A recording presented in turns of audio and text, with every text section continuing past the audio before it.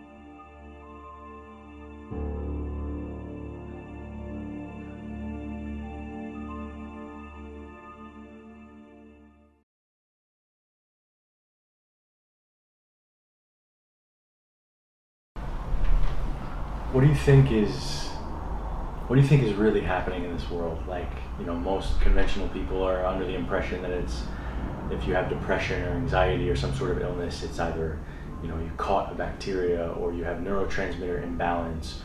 What do you feel if you had to take a big step back and see it all? Do you think it's a matter of light versus dark? What's the biggest scope you can say that's happening on the world?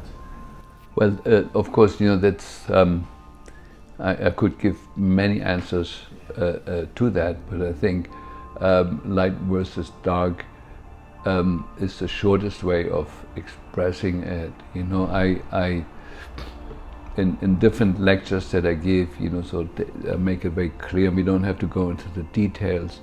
In Rudolf Steiner, the Austrian mystic that was very active in the early part of the last century, the founder of Waldorf schools and biodynamic farming and a completely new kind of alternative medicine.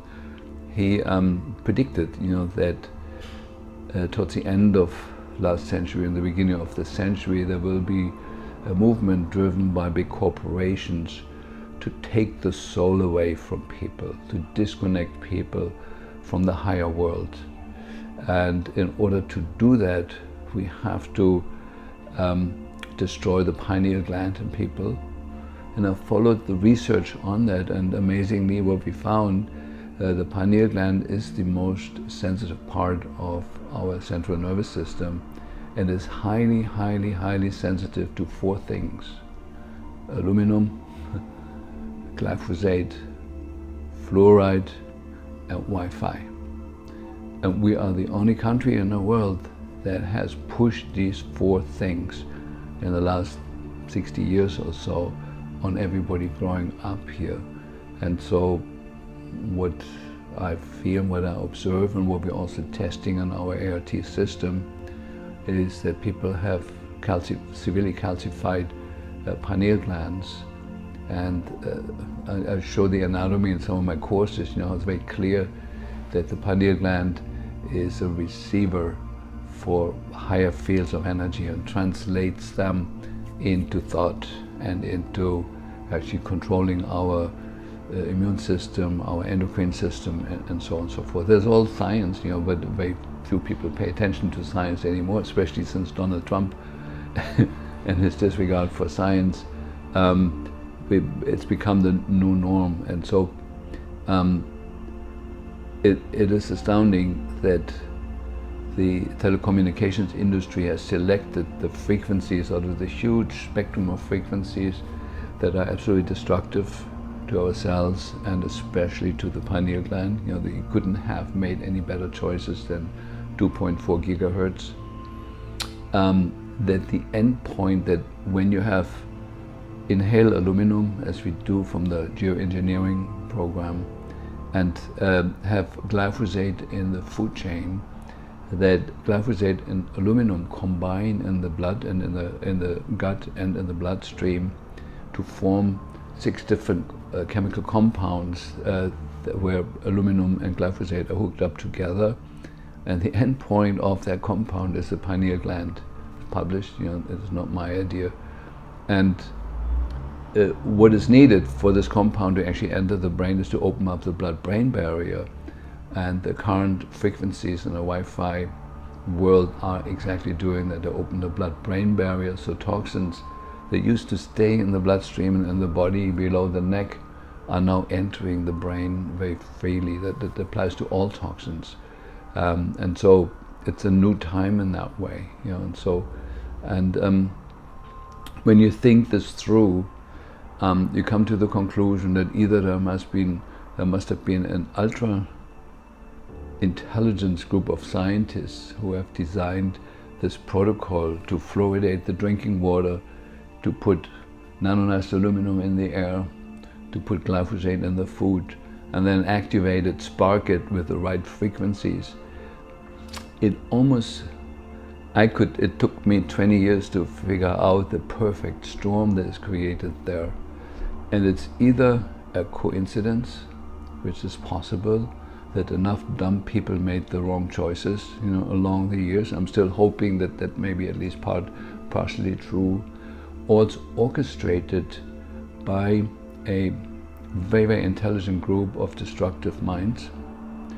Or what I also believe is very possible, that there's some higher fields of consciousness that can be both tuned into the light and to life affirmative action, and can be absolutely destructive, like phenomena like Adolf Hitler and others, people that come under the influence of something absolutely dark and destructive.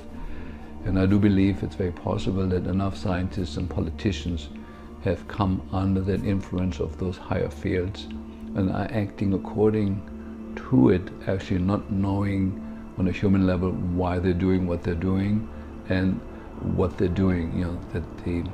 A good example is 5G. To put it on posts, along the streets. Okay, that's one issue, but putting it on satellite and actually the government approving to put it on satellite, blasting the whole planet with a frequency that has never been checked for safety, for its influence on the insects, on the songbirds, has never been checked for anything, and to approve that is unconceivable to like somebody who's still got a little bit of a brain left. And that politicians in the White House and other countries are conspiring with that can only be explained that their brains have come under the influence of some larger, higher field. They cannot be human in nature, because the human nature is always life affirmative and loving and wanting to live and make the biosphere more friendly to life. And so there's some scary thoughts about that, but I'm still hoping, I'm still putting my weight on, let's hope it's just a coincidence and enough dumb people made enough dumb decisions, and if enough of us wake up and point it out to them, that there can be a reversal. The Wi-Fi can be switched off in a second. We'd be done with that. And glyphosate could be forbidden, tomorrow. It's in the water table for many years, but there could be an end to it. The chemtrail program could be stopped like that. So the good thing is that positive solutions that are suppressed right now, that are everywhere, could be the norm of tomorrow. Within 24 hours, we could turn the planet from a creature that is threatened on all levels to paradise, virtually within 24 hours. We're still close enough to that.